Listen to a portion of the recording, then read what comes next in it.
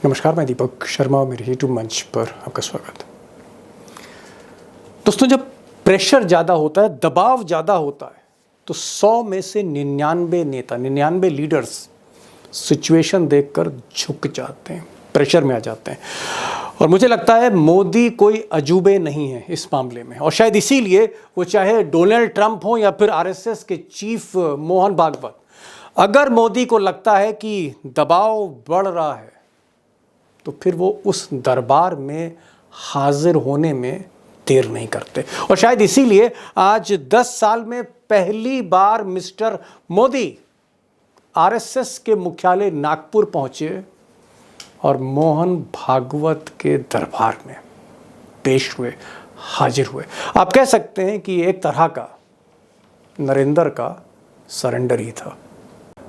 अब दोस्तों, आपका सवाल बड़ा लाजमी है। आप कहेंगे कि साहब, ऐसा कौन सा प्रेशर था, ऐसा कौन सा दबाव था कि मोदी जी को 10-11 साल में पहली बार दिल्ली से उड़कर नागपुर पहुंचना पड़ा और आरएसएस के मुख्यालय में मिस्टर भागवत के सामने पेश होना पड़ गया। हालांकि बहाना जो मोदी जी ने चुना वो एक अस्पताल था, एक आई हॉस्पिटल का शिलान्यास था, लेकिन असली हकीकत यह है, जो मैंने पहले भी कही, कि मोदी जी कहीं ना कहीं भागवत के आगे पूरी तरह से सरेंडर हो गए।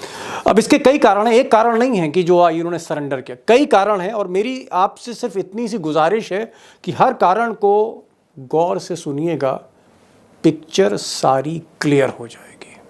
अब दोस्तों, जो सबसे बड़ा कारण है जहां मोदी जी एक तरह से आप कह सकते हैं मोहन भागवत के साथ सुलह करने पहुंचे या संबंधों को ठीक करने पहुंचे, उसका जो मेन रीज़न है वो ये है कि 4-5 महीने बाद सितंबर में मोदी जी 75 बरस के पूरे हो रहे हैं। और आरएसएस में एक लॉबी है जो गुजरात लॉबी के अगेंस्ट है, मोदी शाह इनके एक मुखालिफ है। वो चाहती है कि जिस तरह से बाकी बीजेपी के नेता, चाहे वो लालकृष्ण आडवाणी हो या मुरली मनोहर जोशी हो या फिर शांता कुमार हो या यशवंत सिन्हा हो या अरुण शौरी हो या येदुरप्पा हो या कलराज मिश्रा हो, कल्याण सिंह हो, लंबी लिस्ट है। ये जो 75+ नेता थे, एक एक करके रिटायर किए गए एक्टिव पॉलिटिक्स से। इसी तरह से ये नियम या ये परंपरा मोदी पर भी लागू होनी चाहिए। अब ये जो लॉबी है, ये प्रेशर मोहन भागवत और नंबर 2 जो आरएसएस के दत्तात्रेय हाउस बोले, इन पर ये प्रेशर डाल रही है। 4-5 महीने बचे हैं, तो कहीं ना कहीं आप कह सकते हैं कि मोदी ने एक बहाना ढूंढा इस आई हॉस्पिटल का शिलान्यास का। और कहने वाले ये भी कहते हैं कि कहीं ना कहीं दत्तात्रेय हौसबोले ने ही मोहन भागवत को कन्विंस किया और ये इनवाइट भेजा, इनविटेशन मोदी को आया। तो एक तरह से जो संबंध ठीक करने की वजह है वो ये है कि मोदी जी एक्सटेंशन चाहते हैं, मोदी जी कुर्सी छोड़ना चाहते नहीं। यानी आप यूँ मान लीजिए कि सितंबर के बाद भी मोदी रहेंगे, हो सकता है 2029 के बाद भी कोशिश करेंगे, वो मैं आगे बताऊंगा आपको। अब कारण नंबर 2, और कारण नंबर 2 दरअसल बीजेपी की सबसे टॉप पोजीशन है। बीजेपी के नेशनल प्रेसिडेंट की जो कुर्सी है उसको लेकर टकराव है गुजरात लॉबी और आरएसएस के बीच में। अब मोदी और शाह चाहते हैं कि उनकी पसंद का नेता वो बीजेपी का अध्यक्ष बने, राष्ट्रीय अध्यक्ष बने, सो दैट सरकार और संगठन दोनों की चाबी अमित शाह और मोदी के पास हो। ये बहुत सिंपल स्ट्रेट रीज़न है। इसलिए वो नड्डा को बार बार एक्सटेंशन दे रहे हैं और उधर मोहन भागवत कह रहे हैं कि भाई अध्यक्ष बदलिए। अब अध्यक्ष पर एक सहमति नहीं बन पा रही। आरएसएस चाहता है कि एक ऐसा अध्यक्ष हो जो दक्षिण भारत, उत्तर भारत, पूरब, पश्चिम सबको साथ लेके चले और कम से कम गुजरात लॉबी की पसंद ना हो, वो पसंद एक तटस्थ हो। ये आरएसएस चाहता है चेक एंड बैलेंस करना। जिस तरह से नितिन गडकरी को बनाकर लालकृष्ण आडवाणी को बैलेंस किया आरएसएस ने, इसी तरह से अमित शाह और मोदी को बैलेंस करना चाहता है आरएसएस। और मोदी जी को लगता है कि अगर संघ की पसंद का आदमी इस कुर्सी पर बैठ गया तो फिर आडवाणी जैसा हाल ना हो जाए। ये एक उनको दुविधा है। तो कहीं ना कहीं आज की जो मुलाकात थी उसमें ये जो सवाल था कि बीजेपी का अध्यक्ष कौन होगा, इसमें एक सहमति मोदी और भागवत में बनती दिख रही है। अब एक और कारण भी है कि आरएसएस को लगता है कि बीजेपी में जिस तरह से गुजरात लॉबी पावरफुल होती जा रही, यानी मोदी जी हो गए, शाह साहब हो गए, कुछ गुजरात के मंत्री हो गए, कुछ गुजरात से जुड़े ब्यूरोक्रेट्स हैं जैसे पीके मिश्रा हैं जो मोदी जी के साथ कम से कम 20-25 बरसों से चल रहे हैं। आज की तारीख में पीके मिश्रा प्रिंसिपल सेक्रेटरी हैं प्राइम मिनिस्टर ऑफिस में, नंबर 1 ब्यूरोक्रेट। और भी कई ऐसे नौकरशाह हैं जो मोदी जी के हैं। मोदी जी की लॉबी जिसमें गुजरात के लोग हैं, गुजरात के व्यापारी हैं, गुजरात के अफसर हैं, गुजरात के नेता हैं, इसी का वर्चस्व बीजेपी में है और इसके चलते एक डिसबैलेंस हो रहा है पूरे बीजेपी में। जैसे योगी आदित्यनाथ हैं, इनको इग्नोर किया जा रहा है। नितिन गडकरी हैं, उनको हाशिए पे कर दिया गया है।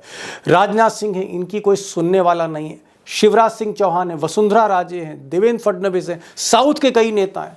तो आरएसएस गुजरात लॉबी के इस वर्चस्व को तोड़ना चाहती है और कहीं ना कहीं आप कह सकते हैं कि इसको लेकर एक कंप्रोमाइज़ करने के लिए मोदी मोहन भागवत के दरबार में हाजिर हुए। अब और भी कई कारण हैं, लेकिन एक प्रमुख कारण मैं और अंडरलाइन करना चाहता हूँ, वो ये है कि आरएसएस को लगता है कि भाई मोदी जी 3 बार तो गुजरात के मुख्यमंत्री रहे, 3 बार सीएम रहे और 3 बार पीएम हो गए और पीएम के बाद वो अपना ही आदमी अब आगे के लिए सेट कर रहे हैं, अमित शाह को।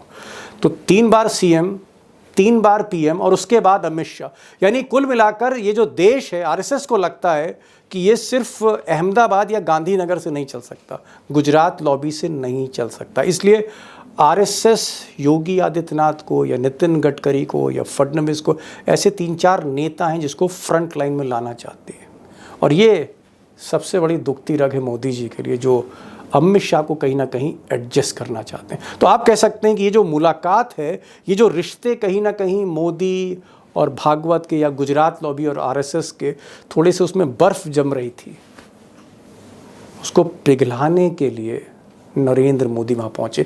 और हो सकता है कि नरेंद्र मोदी सपना देख रहे हों कि 2029 के बाद आरएसएस फिर से उन्हें प्रधानमंत्री की उम्मीदवारी के लिए उनकी पीठ पर हाथ रखे।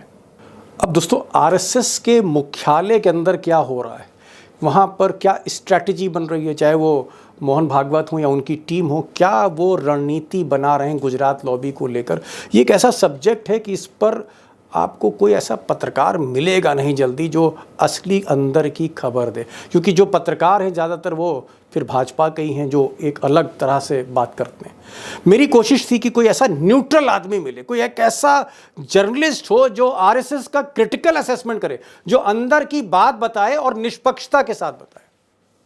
बड़ा मुश्किल था और इसलिए मैंने नागपुर में आज विवेक देशपांडे, इंडियन एक्सप्रेस जैसे अखबार के बरसों तक ये पॉलिटिकल जर्नलिस्ट रहे, ब्यूरो चीफ रहे, मैंने आज इनसे गुजारिश करी कि कृपया करके आप नागपुर में हैं, 25-30 बरसों से आप आरएसएस को देख रहे हैं, बीजेपी को देख रहे हैं और आप खुलकर बोलते हैं आरएसएस पर, अंदर की बात बताते हैं, आप प्रोग्राम में आइए। और वो आए और मैं चाहता हूँ कि ठीक है वो मराठी हैं लेकिन हिंदी बोलते हैं, थोड़ा सा आप अगर गौर से सुनेंगे तो सब समझ में आएगा। आप विवेक देशपांडे को सुनिए, पिक्चर पूरी तरह से साफ होगी कि होने क्या जा रहा है और मोदी ने सरेंडर अगर किया तो क्यों किया। सवाल मेरा ये है कि कहाँ तो मोदी जी नागपुर गए, आरएसएस के मुख्यालय नहीं गए। पहली बार वो मुख्यालय पहुंच रहे हैं, एक ऐसे बरस में पहुंच रहे हैं जब वो कुछ महीने बाद 75 बरस के हो रहे हैं और तमाम जगह सवाल उठ रहे हैं और आरएसएस के कई नेता इस तरह की सुगबुगाहट कर रहे हैं कि भाई मोदी रिटायर होंगे और उनकी जगह कोई यंग ब्लड आएगा। ऐसा तो नहीं है। ये जो विवेक जी आज मुलाकात हुई है मोहन भागवत के साथ, आरएसएस मुख्यालय गए हैं, अपने संबंधों को ठीक करने गए हैं। और अगर मैं सीधा सवाल कर दूं, क्या मोदी जी कुछ महीने बाद यानी सितंबर में जब वो 75 साल के पूरे हो जाएंगे, वो प्रधानमंत्री बने रहेंगे और उन्हें आज मोहन भागवत का आशीर्वाद मिल चुका है? नहीं, मोहन भागवत जी का आशीर्वाद मिल चुका है या फिर संघ का सपोर्ट मिल चुका है, ये इन सवालों के जवाब हमको जैसे ही ये पूरा जो इनका प्रवास है, एसोसिएशन है, वो जैसे आगे बढ़ेगा 2029 तक पता चलेगा। आज तो नहीं बताया जा सकता, लेकिन ये कोशिश जरूर है नरेंद्र मोदी की कि वो देखिए वो 15 साल गुजरात के मुख्यमंत्री रहे, उसके बाद 15 साल वो भारत के प्रधानमंत्री बने रहेंगे 2029 तक। तो जो सत्ता की आदत, सबसे ऊपर बैठने की जो आदत मोदी जी को पड़ गई है, तो 2029 में, और अभी उनकी तबीयत भी अच्छी है, वो 2029 में बिल्कुल फिट रहेंगे, इस तरह के पूरे आसार हैं। तो 2029 में अगर वो तंदुरुस्त रहेंगे तो फिर एक बार वो प्रधानमंत्री बनना चाहेंगे।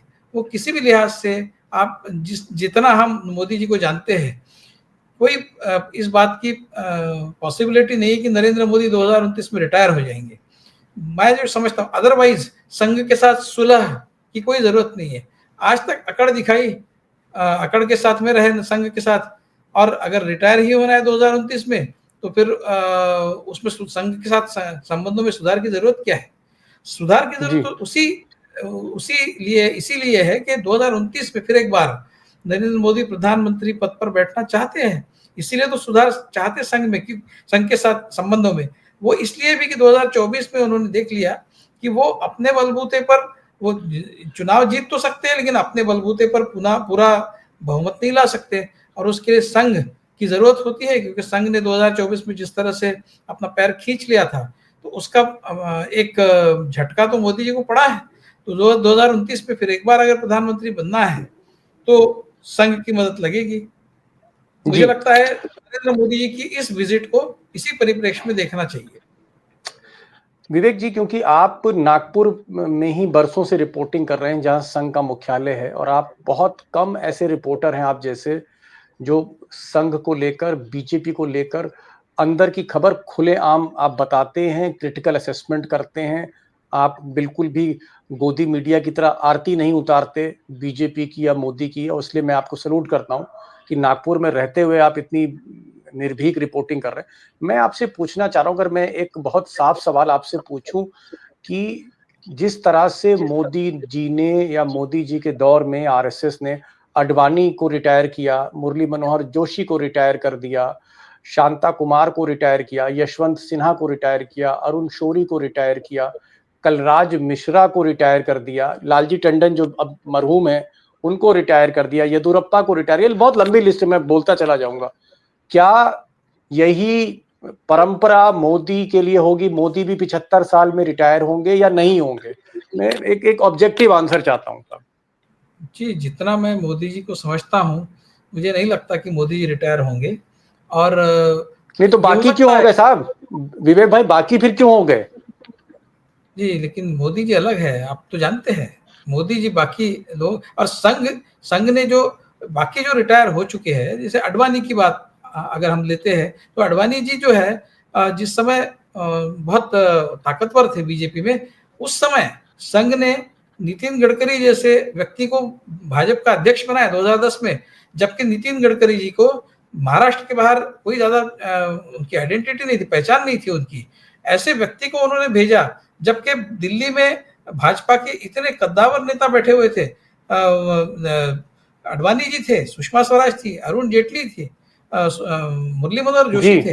इतने कद्दावर नेता होने के बावजूद संघ ने नितिन गडकरी जी को यहाँ से भेजा अध्यक्ष बना के। तो संघ के लिए कोई व्यक्ति जो है वो कितना भी बड़ा हो जाए, वो संघ के लिए बहुत मायने नहीं रखता। संघ के लिए संघ का जो आगे का जो प्रवास है, जो आगे संघ करना है, वो ज्यादा महत्वपूर्ण है। किसी व्यक्ति को प्रधानमंत्री बनाने की दृष्टि से संघ का प्रवास नहीं है। संघ इसलिए नहीं बना है कि जी किसी को उनको प्रधानमंत्री बनाना है। नहीं, मैं तो समझ मोदी गया। जी। जी।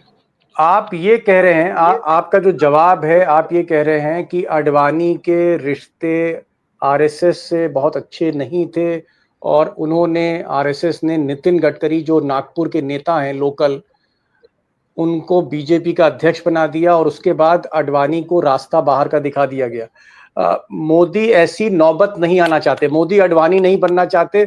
मोदी चाहते, अगर मैं लोकल लैंग्वेज में कहूँ, सेटिंग करना चाहते हैं, और सेटिंग आज उनकी हो गई। मतलब अडवाणी जैसा हाल ना हो मोदी का, इसलिए आज दरबार में पेशी हुई मोदी की, आरएसएस के दरबार में। सेटिंग का मामला है ये। नरेंद्र मोदी और अडवाणी जी के बीच में एक फर्क ये है कि नरेंद्र मोदी की जो भी एम्बिशन थी वो पूरी हो गई। वो 3 बार गुजरात के मुख्यमंत्री बने रहे, उसके बाद 3 बार वो प्रधानमंत्री बने। अडवाणी जी की एम्बिशन अधूरी रह गई थी। अडवाणी जी को प्रधानमंत्री बनना था, वो नहीं बन पाए। तो मोदी और अडवाणी के बीच में ये फर्क है। अब 3 बार प्रधानमंत्री आप बन जाने के बाद में अगर आप अपेक्षा रखते हैं कि संघ चौथी बार आपको फिर से प्रधानमंत्री बनने देगा, तो ये आपकी गलतफहमी है। और जो कुछ भी पिछले 10 सालों में संघ ने अनुभव किया है मोदी जी के साथ में, इनफ इज इनफ वाली स्थिति अभी, जहां तक संघ और मोदी जी के संबंधों का सवाल है, इनफ इज इनफ इस लेवल पर वो संबंध आ चुके हैं। इसके बाद चौथी बार नरेंद्र मोदी प्रधानमंत्री बनने की कोशिश करेंगे तो संघ उनके पीछे खड़ा रहेगा, ऐसा जहां तक मैं संघ को समझता हूं, जितना मैं संघ को समझता हूं, मुझे नहीं लगता। ओके, एक और मैं सवाल पूछना, चलिए आपकी मैं बात समझ गया। आप ये कह रहे हैं कि सितंबर का महीना ज्यादा दूर नहीं है, अप्रैल आने वाला है, मई जून जुलाई अगस्त, उसके बाद सितंबर आ जाएगा, 4-5 महीने का वक्त है। आप कह रहे हैं कि फौरी तौर पे मकसद ये है कि भाई सितंबर में जब मोदी 75 साल के हों तो संघ की वजह से, संघ की तरफ से कोई प्रेशर ना आए, कोई इस तरह की बात ना हो कि भाई रिटायर करना है, रिटायर करना है। तो वो अपना रिटायरमेंट बचाने गए थे। हम ब्यूरोक्रेट्स की भाषा में, नौकरशाहों की भाषा में इसको एक्सटेंशन कहते हैं, सेवा विस्तार कहते हैं, तो अपना एक्सटेंशन लेने गए थे। मुझे एक चीज बताइए कि क्या आपको ये भी लगता है कि नड्डा ने जिस तरह से कहा था, नड्डा जब ये चुनाव चल रहा था, नड्डा ने कहा कि हमें आरएसएस की जरूरत नहीं है, अब बीजेपी इतनी ताकतवर होगी कि बिना आरएसएस के जीत सकती है। क्या तब से आरएसएस नाराज था और मोदी जी पैचअप करने गए थे, कंप्रोमाइज करने गए थे, इसलिए झुक गए दरबार में जाके आज? आरएसएस क्या जेपी नड्डा के वक्तव्य के बाद नाराज हुआ? आरएसएस पहले से ही नाराज था। आप देखिए जिस तरह से संबंधों में तनाव था नरेंद्र मोदी और आरएसएस के बीच में, हालांकि ये बात सबको पता है, स्पष्ट है कि आरएसएस का पूरा एजेंडा उन्होंने इंप्लीमेंट किया, उसके बावजूद तनाव था। तो क्या कारण था इसका? इसका अर्थ क्या निकाला जाए तो अर्थ यह है कि जब नरेंद्र मोदी जिस तरह से आरएसएस को दरकिनार करके खुद को पूरे सेंटर ऑफ ग्रेविटी बनाना चाहते थे संघ परिवार का, वो आरएसएस के लिए बहुत, आरएसएस को एक डेंजरस साइन के तौर पर देखता था कि किसी व्यक्ति विशेष ने पूरे संगठन को अपना एक सब्जुगेट कर लिया है, पूरे संगठन को अपने नीचे कर लिया है, अपने जी, तो अपने अधिकार के अंदर कर लिया है। ये जो बात है, ये आरएसएस के लिए बहुत डेंजरस एक साइन था। तो उसको उस स्थिति को बदलने की आरएसएस की पूरी कोशिश चलती रही पिछले 1 साल में। और जब नड्डा जी ने ये कहा, वो तो बिल्कुल एक अल्टीमेट एक वार्निंग थी आरएसएस को कि अभी अपनी बात को रखना बहुत जरूरी है। इसलिए उसके बाद जब पिछले साल भर में मोहन भागवत जी ने जिस तरह से टॉन्ट्स लगाए नरेंद्र मोदी को, 3-4 बार जिस तरह की बातें, अहंकार कहा कि अहंकार हो गया कुछ लोगों को जी, तो ये सारी जो बातें हैं वो आरएसएस अपने आप को फिर से एक बार असर्ट करने की पूरी आरएसएस की वो कोशिश थी, ये स्पष्ट था। और उस कोशिश ने रंग भी लाया, पर्टिकुलरली लोकसभा चुनाव के बाद जब पूरे पूर्ण बहुमत नहीं प्राप्त कर सका और इस तरह की खबरें सारी तरफ से आने लगी कि आरएसएस ने अपने आप को विड्रॉ कर लिया है, और जिसमें सच्चाई भी थी जी। तो।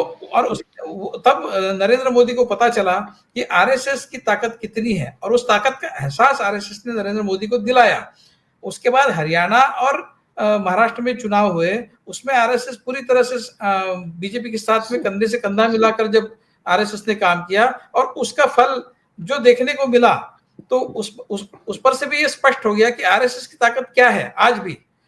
तो आरएसएस फिर से एक बार, ये पूरा जो पिछले 1 साल में हम देख रहे हैं, तो आरएसएस ने अपने आप को रिएस्टैब्लिश कर लिया है पूरे संघ परिवार के इकोसिस्टम में कि वो सिरमौर है, मोदी जी नहीं। ये आरएसएस ने एक बार सिद्ध कर दिया है, फिर एक बार सिद्ध कर दिया है, और नरेंद्र मोदी ने उस बात से सीख ली है, और नरेंद्र मोदी को भी इस बात का एहसास हो गया है कि आरएसएस के साथ सुलह करने में ही उनका हित है।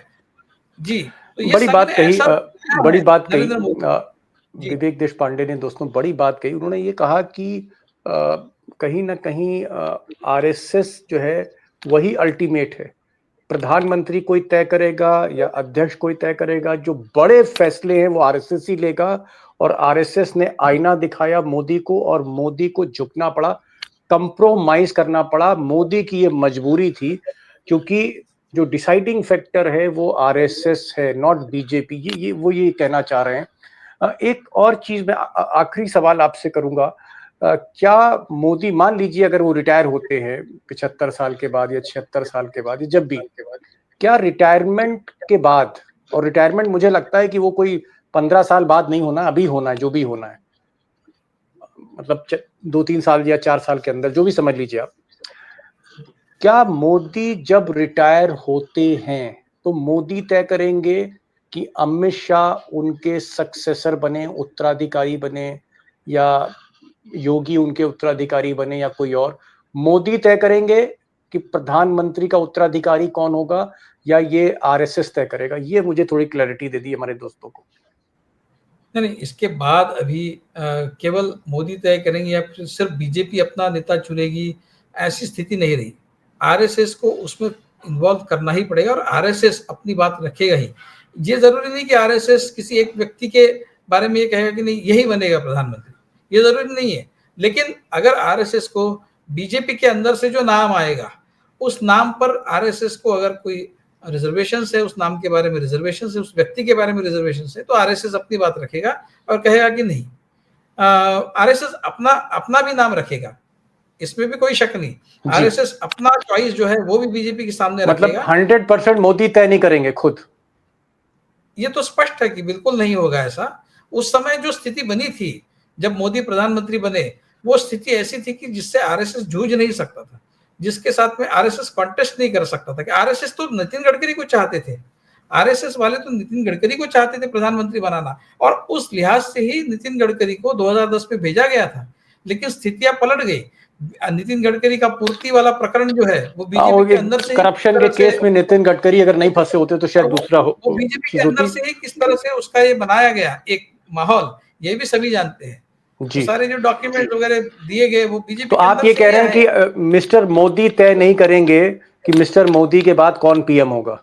ये एकदम आप क्लैरिटी के साथ बता रहे हैं। और ये भी नहीं है कि मोदी जी का कोई से नहीं रहेगा, ऐसा भी नहीं से होगा। नहीं। बड़ी बात तो आरएसएस के सपोर्ट के बगैर नहीं हो सकता, चाहे वो प्रधानमंत्री पद का दावेदार रहे, चाहे बीजेपी का अध्यक्ष रहे, वो भी बात संघ के कहने पर ही होगी। जी, विवेक देशपांडे बहुत ही सीनियर जर्नलिस्ट हैं और आरएसएस को 25-30 वर्षों से कवर कर रहे हैं। इंडियन एक्सप्रेस के एक धुआंधार रिपोर्टर रहे, पत्रकार रहे, खुलकर बात करते हैं और इनके लेख जो हैं वो बड़े क्रिटिकल होते हैं। इन्होंने 2 बातें कही। एक, इन्होंने कहा कि मोदी ने आज एक तरह से सरेंडर कर दिया, मोदी कंप्रोमाइज करने गए, आरएसएस से अपने रिश्तों को ठीक करने लगे। और दूसरी बात इन्होंने ये कही कि मोदी जब भी रिटायर होते हैं, मोदी तय नहीं कर पाएंगे कि प्रधानमंत्री कौन, यानी मोदी अपना उत्तराधिकारी तय नहीं करेंगे कि मिस्टर अमित शाह ही होंगे, वो तय आरएसएस करेगा। आरएसएस करेगा कि मोदी के बाद अगला पीएम कौन होता है। मोदी डिसाइड नहीं करेंगे, ये भी मैंने नहीं कहा। मैं ये कह रहा हूं कि मोदी जी किसी का अगर नाम प्रपोज करते हैं तो वो नाम तभी फाइनल होगा जब आरएसएस उसको एक्सेप्ट करेगा। तो मोदी अपनी बात रख सकते हैं। जी, मोदी अपनी बात रख सकते हैं, लेकिन मोहर जो है, मतलब फाइनल डिसीजन आरएसएस का होगा, यानी 100% मोदी डिसाइड नहीं कर सकते। बहुत बहुत शुक्रिया विवेक साहब, आप आए और खुलकर बात की, क्योंकि आज के दौर में नागपुर में कोई भी ऐसा रिपोर्टर नहीं, मैंने कई रिपोर्टर्स से बात करने की कोशिश करी, इस मसले पे कोई बात नहीं करना चाह रहा था, और आपने निर्भीकता से बात करी, बहुत निष्पक्ष आपने जो है वो पक्ष रखा है, दोनों पक्ष आपने रखे हैं, उसके लिए बहुत बहुत शुक्रिया। Thank you so much for joining this programme. Thank you so much.